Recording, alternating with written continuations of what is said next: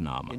Pirmās Mūzes grāmatas 1. nodaļas 26. un 27. pantā ir teikts: Tad Dievs sacīja: Darīsim cilvēku pēc mūsu tēla un mūsu līdzības, tas, lai valda pār zivīm jūrā un pār lopiem, pār putniem apakš debess, pār visu zemi un visiem rāpuļiem, kas rāpo zemes virsū.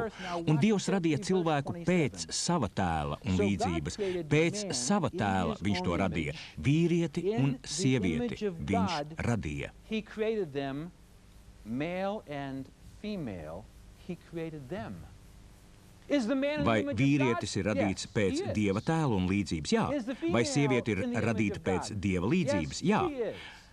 Vai kāds no viņiem ir mazāks par otru, radīts pēc Dieva tēla un līdzības? Nē. Viņi abi vienlīdzīgi radīti pēc Dieva tēla un līdzības. Vai tikai Ādamam ir uzdots pakļaut pasauli? Nē, viņiem abiem. Taču lomas, kas viņiem jāveic, ir ļoti, ļoti atšķirīgas. Lomas ir šādas. Vīrs ir līderis un sieva sekotāja. Par to rakstīts Pāvila 1. vēstules korintiešiem 11. nodaļas 3. pantā. It's in 1 Corinthians chapter 11, verse number 3. Bet es gribu, lai jūs ņemtu vērā, ka ik katra vīra galva ir Kristus, bet sievas galva ir vīrs, bet Kristus galva ir Dievs. 8. pants. Jo vīrs nav no sievas, bet sieva no vīra. Jo vīrs nav radīts sievas dēļ, bet sieva vīra dēļ. 11. pants. Tomēr ne vīrs ir kas bez sievas, ne sieva bez vīra tā kunga draudzē. Jo it kā sieva ir vīra, tāpat ir arī vīrs no sievas, bet tas viss ir no Dieva. Šī ir svarīga daļa.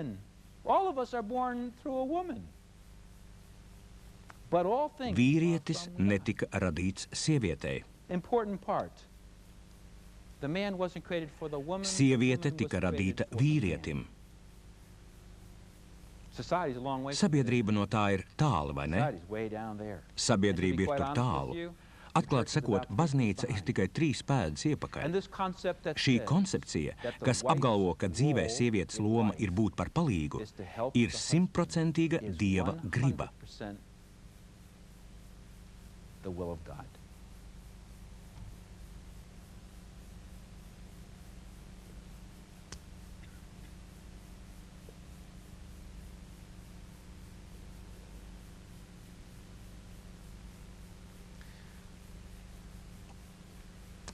Kad mēs sākām mācīties, kā būt par vecākiem, mēs centāmies mīlēt savus bērnus.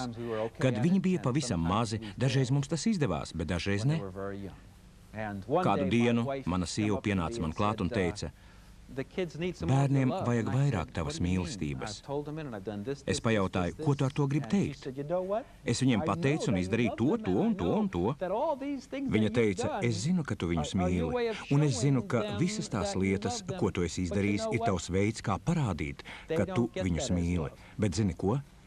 Viņi to neuztver kā mīlestību. Nav būtiski, vai tu viņus mīli, bet gan tas, vai viņi jūt, ka tu viņus mīli. Kad tiek sniegta mīlestība, tā jādod tādā veidā, lai otrs cilvēks to saņemtu tā, ka viņš jūtas mīlēts. Kurš noteiks to, vai sieva izpilda vai neizpilda Dieva doto lomu būt par palīgu?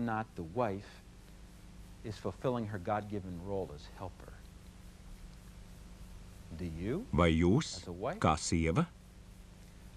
Es tā nedomāju. Es uzskatu, ka svētie raksti māca, ka vīrs nosaka to, kāda palīdzība viņam ir nepieciešama. Tik bieži sievas nosaka, kā viņas palīdzēs, ko viņas darīs un ko viņas nedarīs. Tātad viņas nosaka, kā viņas palīdzēs, ja viņas palīdzēs.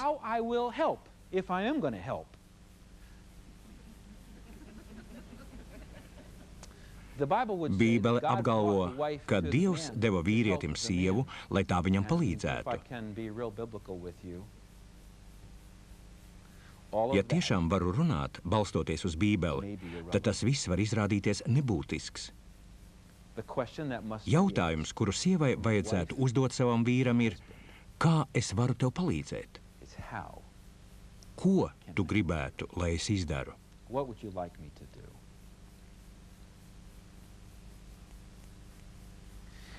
Vai zināt, kas jūs pārsteigs? Daudzas no šīm lietām vīrs nejutīs kā palīdzību. Lietās, kurās vīrs justos tik pacelāts un iedvesmots, sieviete nekad nepajautā, kā es varu tev palīdzēt?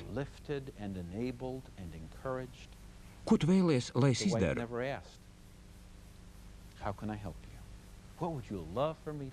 Kā es varu palīdzēt tev sasniegt savu sapni? Ko es varu darīt, lai dotu tev iespēju kļūt par tādu vīrieti, kādam tev jābūt?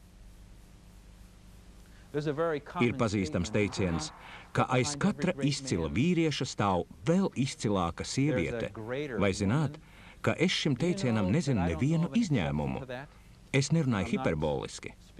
Ikvienam vīrietim, kuru es pazīstu, kurš ir lielisks Dieva vīzijas realizēšanā, lai arī kur tas būtu biznesā, lauksaimniecībā vai kalpošanā Dievam, ir ievērojama sieviete, kas stāv aiz viņa. Kad viņš ir nomākts, neatkarīgi no tā, vai viņa ir nomākta vai nē, tas viņai nav svarīgi. Viņa palīdz viņam tikt tālāk.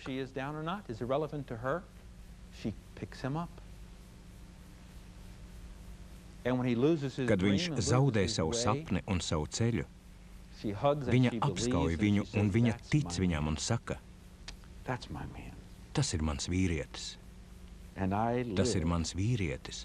Un es dzīvoju pildot palīga lomu, lai mans vīrietis varētu sasniegt to sapni, kuru Dievs viņam sagādāja. Vai ir iespējams, sievas, ka jūs tā cenšaties, taču nepalīdzat savam vīram? Es domāju, ka tas ir iespējams. Tik bieži, kad es ceļoju pa Ameriku, es tieku iesaistīts padomu došanā īpaši vīriešiem, kas ir kristīgo organizāciju vadītāji un kas ir drauģu vecākie. Kalpošanā es vienmēr saskatu divas pilnīgi atšķirīgas vīriešu kategorijas. Šis cilvēks ir frustrēts, nelaimīgs, saistīts. Šis vīrietis turpina augt un viņam ir laba pašapziņa. Viņš ir gatavs noķert pūķi, pateicoties šai sievietei, kura ir šeit, un kura tic, ka viņš var sagūstīt pūķi. Es esmu šeit. Met man rozi. Es esmu šeit. Es esmu kopā ar tevi. Es uz mūžu esmu kopā ar tevi. Es domāju, ka tu esi visizcilākais vīrietis, kāds vien var būt. Jo es tev dodu savu dzīvi. Kādēļ sieviete, kas ir līdzvērtīga vīrietim, radīta pēc Dieva tēla un līdzības, atdotu savu dzīvi vīrietim? Tam ir divi iemesli. Pirmais, jo viņa saprot, ka tieši tādēļ viņa ir radīta.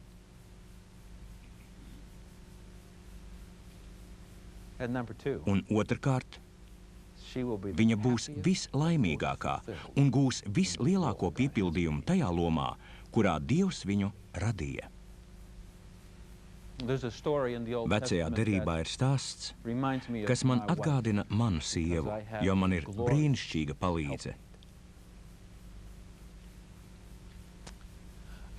Es domāju, ja man vajadzētu iztēloties kādu ainu ar Darlīnu, es iztēlotos Mūzu lielajā cīņā, kurā viņam bija jātur rokas augšā šādi, un tad, kad tās nokrita, cīņa tika zaudēta.